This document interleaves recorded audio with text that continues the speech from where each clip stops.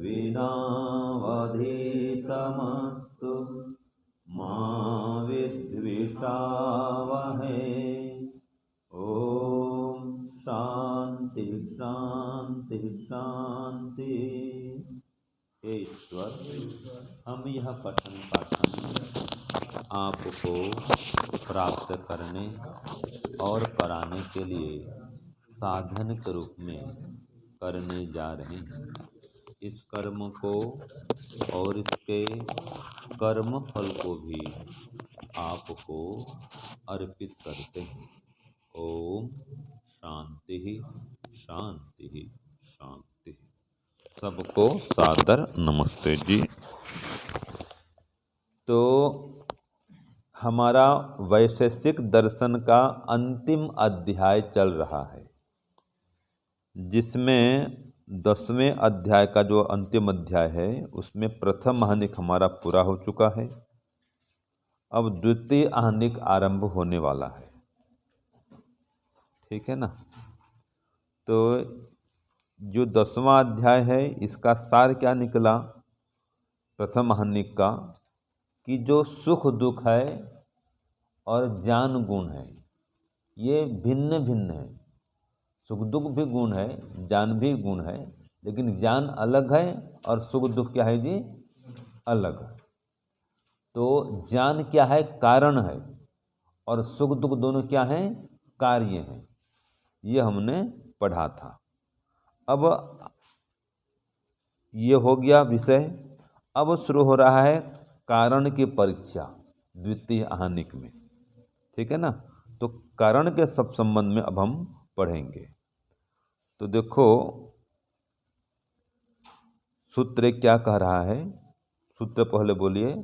कारणम इति द्रव्ये कार्य समवायात। ये सूत्र एक हुआ। अब सूत्र क्या कहता है देखिए, पहले सुनिए फिर लिखना प्रश्न। इसमें कहा गया है कि कार्य द्रव्य, कार्य गुण और कार्य कर्म। जी क्या समझे जी, कि कार्य 3 प्रकार का होता है। कार्य द्रव्य भी होता है, कार्य गुण भी होता है और कार्य कर्म भी होता है। तो 3 प्रकार का कार्य होता है, द्रव्य गुण और कर्म। और ये तीनों के तीनों कारण द्रव्य में नित्य संबद्ध रहते हैं। ठीक है, हमेशा कारण द्रव्य से तीनों जुड़े रहेंगे। इस कारण से उस कारण द्रव्य में समवायी कारण शब्द का व्यवहार होता है। तो प्रश्न क्या होगा कि कारण द्रव्य में, लिखो प्रश्न, कारण द्रव्य में समवायी कारण शब्द का व्यवहार क्यों होता है। कारण द्रव्य में समवायी कारण शब्द का व्यवहार क्यों होता है। ठीक है ना जी। तो उत्तर क्या होगा, अब लिखिए उत्तर, लिखिए उत्तर 1 लिखिए। कार्य द्रव्य अल्प विराम, कार्य गुण और कार्य कर्म, ठीक है, इन तीनों के कारण द्रव्य में कार्य द्रव्य, कार्य गुण और कार्य कर्म, इन तीनों के कारण द्रव्य में नित्य संबद्ध होने से, नित्य संबद्ध होने से उस कारण द्रव्य में संबद्ध, कारण द्रव्य में नित्य संबद्ध होने से उस कारण द्रव्य में उस कारण द्रव्य में समवायी कारण शब्द का, समवायी कारण शब्द का व्यवहार होता है।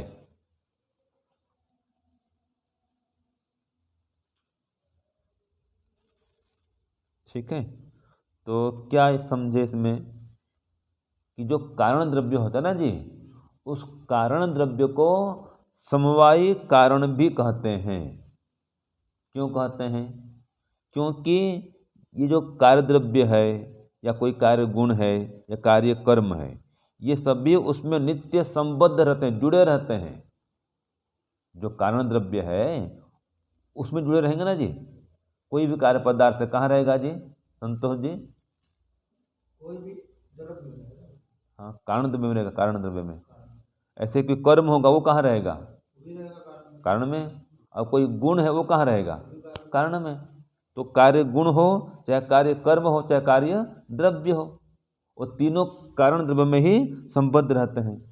तो समवाय रूप में जुड़े रहते हैं, ये कहो। तीनों कैसे रहते हैं? समवाय संबंध से जुड़े रहते हैं। तो इसीलिए उस कारण द्रव्य को समवायी कारण कहा जाता है। समझे जी सूरज जी? ये तीनों समवायी कारण रूप में जुड़े रहते हैं। समवायी कारण माने इनको आप अलग नहीं कर सकते। जो समवायी कारण होता है, समवायी संबंध होता है, उसको उस द्रव्य से अलग नहीं किया जा सकता है।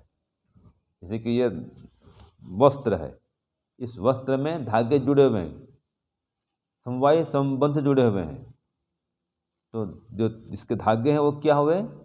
समवायी कारण हुए। ठीक है, जिसको हम समवायी द्रव्य कह रहे हैं वही समवायी कारण है, वही कारण द्रव्य है। ठीक है ना जी?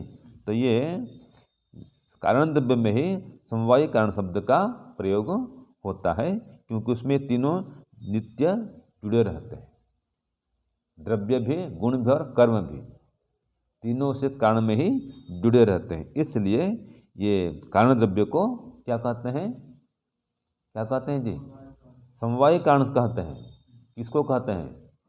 कारण द्रव्य को। तो समवायी कारण को हो चाहे कारण द्रव्य को, एक ही बात है। और इसी कारण द्रव्य में ही सब जुड़े रहते हैं, चाहे वो गुण हो चाहे कर्म हो चाहे कोई उत्पन्न होने वाला कार्य द्रव्य हो, सब कारण में युक्त होते हैं। सीधी बात है। तो कारण द्रव्य सबका क्या है? आधार है। इसलिए इसको हम समवायी कारण भी कह देते हैं। समवायी कारण मतलब जो नित्य जुड़ा रहता है वो समवायी कारण होता है। वही समवाय पर कारण है, वही कारण द्रव्य है। तो पहला का भाष्य यही कहता है। तो यहाँ पर क्या समझे? कार्य भी तीन प्रकार का होता है, ये भी समझे ना। ठीक है, गुण तो है ही, है ना, और क्या बोलते हैं, कर्म तो है ही, और उससे उत्पन्न होने वाला द्रव्य भी, वो भी कार्य द्रव्य है।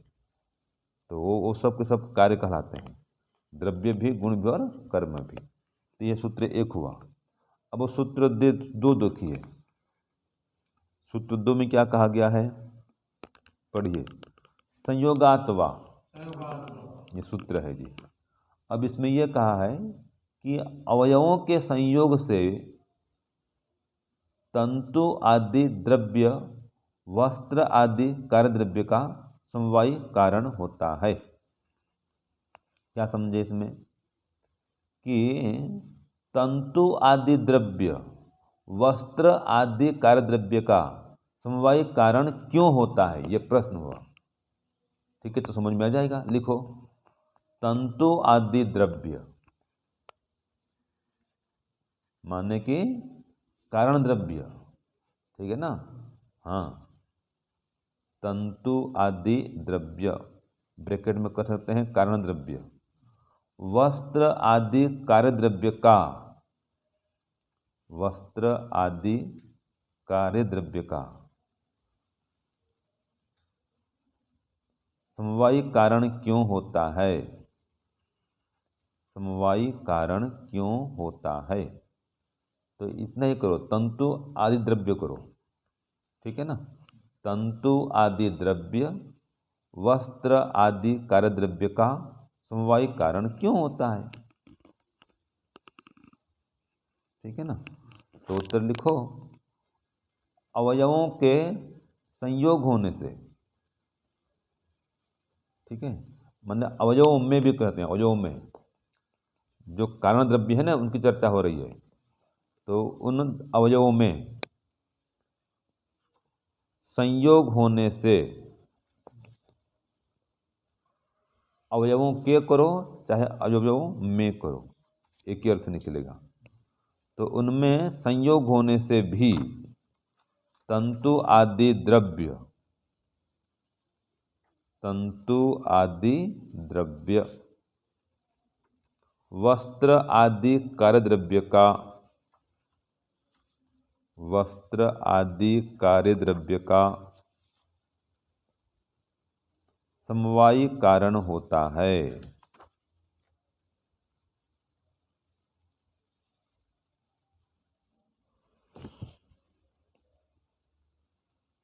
ठीक है, एक ये हुआ। इसी का ही लिखिए प्रश्न 2 लिखिए, इसी का ही, तंतु द्रव्य को समवायी कारण क्यों कहते हैं? इसी का ही कथन है, थोड़ा सा घुमा दिया है बस। तंतु द्रव्य को समवायी कारण क्यों कहते हैं? उत्तर लिखिए 2, दोनों उत्तर में कोई भी आप दे सकते हो। ठीक है, तो लिखिए, अवयवों में संयोग के कारण भी, या अवयवों में संयोग होने के कारण, ऐसा कर दो, सरल हो जाएगा आपको। अवयवों में संयोग होने के कारण तंतु द्रव्य को, तंतु द्रव्य को समवायी कारण कहते हैं।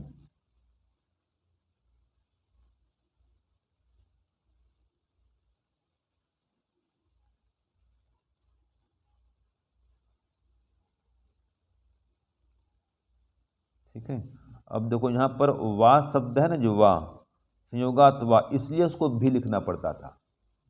मैं भी बोल रहा था ना जी, कि अवयवों में संयोग के कारण भी तंतु द्रव्य को समवायी कारण कहते हैं। तो सूत्र में भी शब्द आ रहा है, भले आपको लगता है, ये लगता है भी क्यों जोड़ा जा रहा है, तो सूत्र में ऐसा है। ठीक है ना, और भी नहीं बोलेंगे तो ज़्यादा अर्थ स्पष्ट हो रहा है कि अवयवों में संयोग के कारण तंतु द्रव्य को समवायी कारण कहते हैं। तो तंतु द्रव्य क्या हो गया जी? उपादान द्रव्य है। ठीक है ना, तो उसी को ही तो समवायी कारण कहते हैं। अभी सूत्र 1 में भी पढ़े थे ना जी, सूत्र 1 में वही पढ़े थे, जो कारण द्रव्य होता है वही तो समवायी कारण कहलाता है। ठीक है जी, हाँ, तो ये सूत्र 2 भी आपका यही कहता है, ज़्यादा कुछ नहीं इसमें, 2-3 लाइन का ही है कि कारण द्रव्य में क्या विधान होता है? समवायी कारण का विधान होता है, ये प्रयोग होता है। तो वो कारण द्रव्य क्या है? तंतु। वस्त्र में तंतु क्या है? कारण द्रव्य है। यही कारण द्रव्य क्या कहलाता है? समवायी कारण कहलाता है। हाँ जी, समझे जो पद्मनाभ जी, किसको बोलते हैं समवायी कारण? ये जो तंतु है वस्त्र में, और तंतु क्या है? कारण द्रव्य है। तो क्यों इसका नाम पड़ा समवायी कारण? क्योंकि इसमें संयोग हुआ है।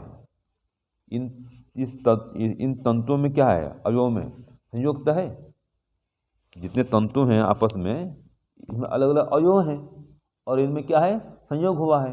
तो इस संयोग के कारण ही इसको समवायी कारण कहते हैं।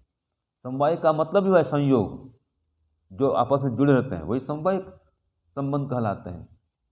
ठीक है ना जी, तो यही है कि अवयवों में संयोग हुआ है, तो संयोग होने से तंतु में भी संयोग है ही, सीधी बात है। तंतु माने अवयव, उनमें संयोग हुआ है, जो संयोग हुआ जहाँ हुआ वो समवायी कारण बना। तो इसलिए इसको समवायी कारण कहते हैं, क्योंकि अवयवों में संयोग है। किसके अवयव में? तंतु रूपी अवयव में। ये भी समझ लो, अवयव क्या है जी? तंतु तो है वस्त्र में, ये तंतु क्या है? इसके अवयव हैं। इन अवयव में क्या है? संयोग है। इसलिए इसको क्या कहते हैं? समवायी कारण कहते हैं। हो गया स्पष्ट जी? रुपेश जी क्या समझे? अब जब देखो, जब पढ़ाते हैं तो लिखना नहीं चाहिए, समझो उस समय। ठीक है, तो अवयवों में क्या है? संयोग है। बार बार तो 2-3 बार में बोल दिया मैं। तो जब पढ़ते हैं गुरु जी के आंख में आंख मिला, सीधी बात देखो, अगर समझना हो तो। जहाँ तहाँ देखेंगे लिखेंगे तो नहीं, जब लिखाएं तो लिखो, लिखाना बंद कर दे तो बंद। हम कहें लिखो तो लिखो, नहीं तो चुपचाप देखते रहो बस, हमको देखते रहो, जहाँ तक देखना नहीं है। तो जितने अवयव हैं ये क्या है? तंतु हैं। इन तंतु में संयोग, माने अवयव में संयोग, तो इनमें संयोग होता है, इसलिए इन तंतुओं को क्या बोलते हैं? समवायी कारण कहते हैं। समवायी कारण कहाँ होता है? जहाँ संयोग होता है। तो संयोग कहाँ हुआ है? तंतुओं में तो हुआ है संयोग, तब तो वस्त्र बना है। धागे, तंतु बनते क्या? धागे। इन धागों में क्या हुआ? संयोग हुआ है, इसलिए वस्त्र बना है। तो जो संयोग हुआ वो किन में हुआ? तंतुओं में हुआ। तो ये तंतु द्रव्य की क्या बोलेंगे? समवायी कारण कहेंगे। हो गया स्पष्ट है? यही बात भाष्य में है। अब अंतिम चलें, सूत्र 3, यह अंतिम सूत्र होगा आज का। सूत्र बोलिए, कारणे समवायात कर्माणि। ये सूत्र 3 हुआ। इसमें क्या कह रहा है कि तंतु आदि समवायी कारण द्रव्य में, देखो फिर आ गया ना ये, तंतु आदि समवायी कारण द्रव्य में। तंतु आदि क्या है? समवायी कारण है। ठीक है जी। अभी पढ़े हम सूत्र 2 में, यही कह रहा है कि जो भी तंतु आदि द्रव्य होते हैं वो समवायी कारण द्रव्य होते हैं, और इनमें नित्य संबद्ध होने से कर्म, संयोग, विभाग और वेग, इन गुणों के साक्षात ये असमवायी कारण होते हैं। तो जो कर्म है ना, इनको क्या बोलते हैं? असमवायी कारण कहते हैं। तो क्यों? इसका प्रश्न बनेगा कि कर्म को संयोग, विभाग और वेग गुणों के साक्षात, या ये भी कहते हैं कर्म, संयोग, विभाग और वेग गुणों के साक्षात असमवायी कारण क्यों होते हैं? जो कर्म होते हैं ना, ये क्या होते हैं? असमवायी कारण होते हैं।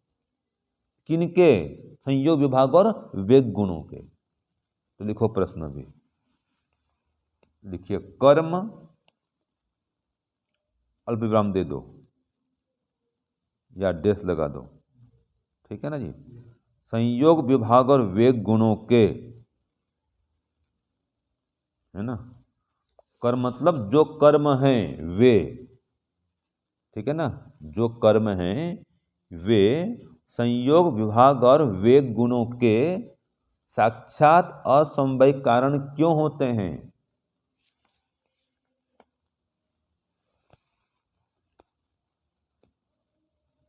ठीक है ना। कौन असमवायी कारण होते हैं? प्रश्न क्या हुआ? कर्म। किनके होते हैं? संयोग, विभाग और वेग गुणों के। तो संयोग, विभाग और वेग गुणों के ये जो कर्म होते हैं ये साक्षात असमवायी कारण होते हैं। क्यों होते हैं? है ना, ये प्रश्न है। अब उत्तर लिखो। तंतु आदि समवायी कारण द्रव्य में, तंतु आदि समवायी कारण द्रव्य में नित्य संबद्ध होने से, नित्य संबद्ध होने से, अब लिखा उतार दो, जो प्रश्न था उसको पूरा लिख दो। हाँ, कर्म, संयोग, विभाग और वेग गुणों के साक्षात असमवायी कारण होते हैं। जो क्यों होते हैं ना जी, क्यों हटा के पूरा उत्तर उसमें टेस्ट कर दो।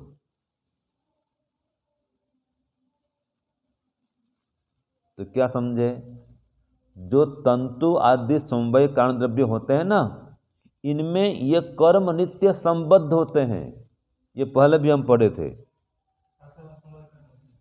हाँ, फिर बोलते हैं ऊपर देखो, तंतु आदि समवायी कारण द्रव्य में नित्य संबद्ध होने से कर्म, डेस कर दो, संयोग, विभाग और वेग गुणों के साक्षात असमवायी कारण होते हैं। हो गया? हाँ, आगे लिखो, थोड़ा ब्रैकेट में कर देना। परंपरा से, परंपरा से वस्त्र आदि कार्य द्रव्यों के भी वस्त्र आदि कार्य द्रव्यों के भी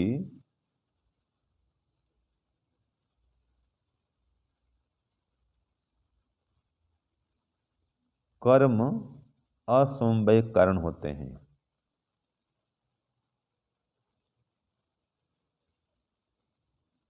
ठीक है ना।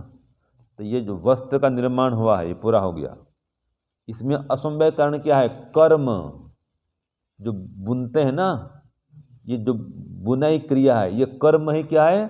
असमवाय कारण है। जो धागा क्या है? वो समवाय कारण है। धागा क्या है? तंतु। हाँ जी, तंतु क्या है? असमवाय होगा तंतु। अभी क्या कहा मैंने? हाँ जी संतोष जी, समवाय कारण होगा तो भी समवाय कारण होगा। कर्म तो उपादान कारण है, तो असमवाय कारण क्या होगा? समवाय कारण तो है। तंतु समवाय कारण और असमवाय कारण क्या होगा? कर्म। ये समझा रहा हूं आपको। जो कर्म है वो असमवाय कारण है, जो तंतु है वो समवाय कारण है। माने जो कारण द्रव्य है वो उसको बोलते समवाय। अभी तो लिखे थे। और क्या? वस्त्र में तो होगा, हर पदार्थ में जो भी निर्माण काम होता है। अभी वस्त्र का चल रहा है उदाहरण, मकान में भी ऐसे होगा। जो मकान में ये ईंट हैं, रेती है, सीमेंट है, जो भी है ये सब क्या है? उसके समवाय कारण है। और जो मिस्त्री बना रहा है, कर्म कर रहा है, करनी चला रहा है, ये कर रहा है, वो कर रहा है, जो कर्म हो रहा है ये क्या है? असमवाय कारण है। ठीक है ना जी। और जो वो मिस्त्री है उसका वो निमित्त कारण है। बनाने वाला मिस्त्री वो क्या है? निमित्त कारण है। जो कपड़ा बुनता है जुलाहा या बुनकर, वो निमित्त कारण है। ठीक है ना, ये है। तो आपका सूत्र 3 भी इस प्रकार से पूरा हो गया। ओम शांति शांति शांति। सर्वेभ्यो नमः। सबको सादर नमस्ते।